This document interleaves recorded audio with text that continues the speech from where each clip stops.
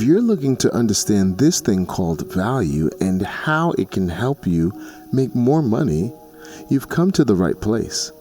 Welcome to MoneyWise, an exclusive community where we share clever personal finance tips for real people and entrepreneurs. We all love money. That's the reason you're here and you're subscribed. Wait, you're not? Come on, help me to help you to make more and keep more money. Anyway, many people want to get more of it, but ache to find an edge or discover the secret sauce of attracting money. No matter how much you repeat money manifestation affirmations, if you fail to embrace this one key that I'm about to share, you won't unlock the secret of money. The most important thing to remember is that money is just a symbol of value. What is value? It's defined as relative worth, merit, or importance.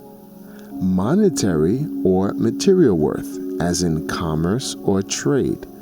The worth of something in terms of the amount of things for which it can be exchanged, or in terms of some medium of exchange. Equivalent worth or return in money, material, services, etc. Before governments minted paper money and coins, people exchanged value through a system of exchange called bartering. This is where they would trade hides and tapestries for livestock and hands in marriage.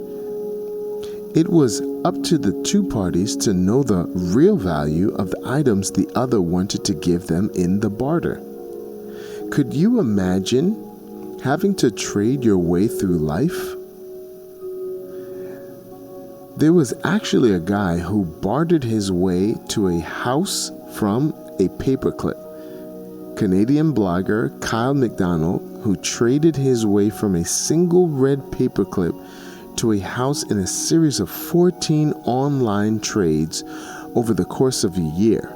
He was inspired by the childhood game Bigger, Better. One red paperclip is his own website that chronicles his story. Bartering, however, became confusing because people didn't always know what things were worth.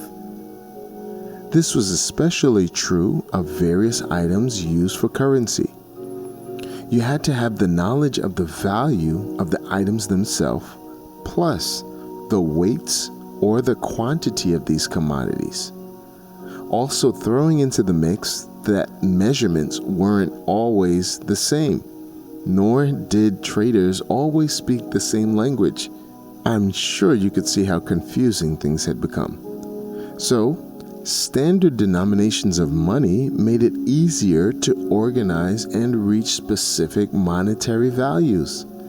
Still today, knowing how to value things is a great tool for increasing the possible income you receive for a product or a service. To help you understand how value changes and how you can use it to your advantage, we will discuss different types of value an item can have and its corresponding monetary value.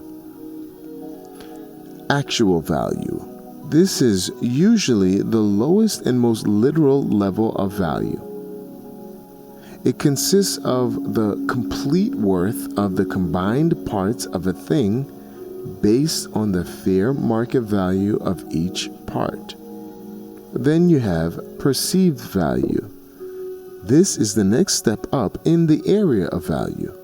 The worth of a thing beyond the actual value that is perceived through the eyes of the individual or customer. If a product or service solves a big enough problem, the perceived value will be higher than the actual value. Then you have the sentimental value. This is where values become astronomical and irrational. The worth of a thing being tied to a specific memory, event, or state of mind. This drives the value to being nearly priceless. The only limitation will be what the market is willing to pay. Now let's apply the types of value to the real world. I once saw an episode of Shark Tank where a man put two round magnets together to invent a holder for reading glasses. He got a deal. The actual value of the items used to manufacture it in bulk was probably about 70 cents or so per pair of magnets.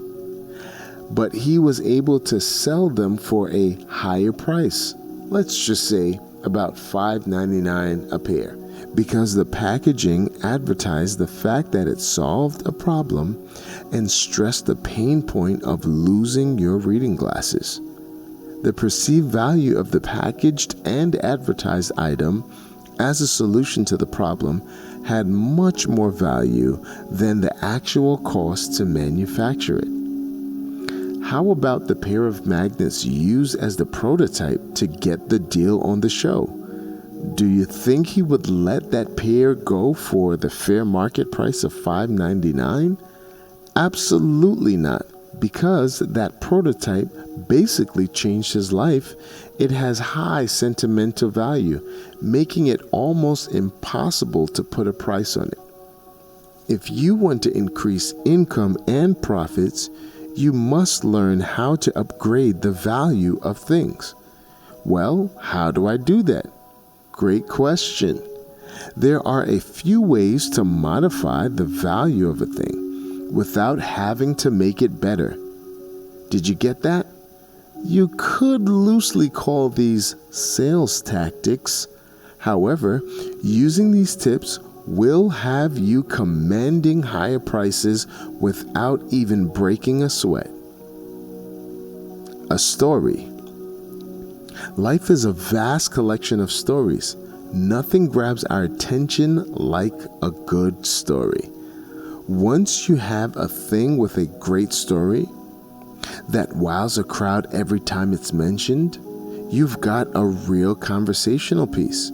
The perceived value increases based on the possibility of others telling the story of your item, and your name travels as the owner of that item. High demand. It's basic economics. Supply and demand. It doesn't matter how much supply you have, as long as you have a demand, you're in business. If you can manage to get more people to want your item, that drives up demand. A drive in demand means there is competition to get your item. Once you have that demand or competition, the actual value takes on extra value. The added value comes from the worth of winning the competition for that coveted item. For example, the cost of that hot Christmas doll might be $20, but because the supply has gone out, people are willing to pay $100 to be the next and possibly last parent who gets to be the hero of Christmas by winning that final doll. Uniqueness. Again, there is a component to value that deals with how rare something is.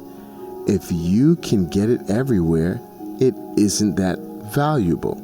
The things that are harder to get have more value. The idea that governs this component of value is as follows. The value of something is based on how much it would cost to replace it. This doesn't just apply to things or materials. This applies to professionals and consultants too. An expert specialist can demand a high fee when they have unique credentials and experiences that make them very valuable to their client. The cost to replace them would be extremely high because they might not be able to find another person with as much specialized experience as them. They might have to spend that money on multiple general consultants or waste time and money going through the process of elimination. The consultant would be able to save them time, money, and confusion, hence the higher value and higher fee. Exclusivity.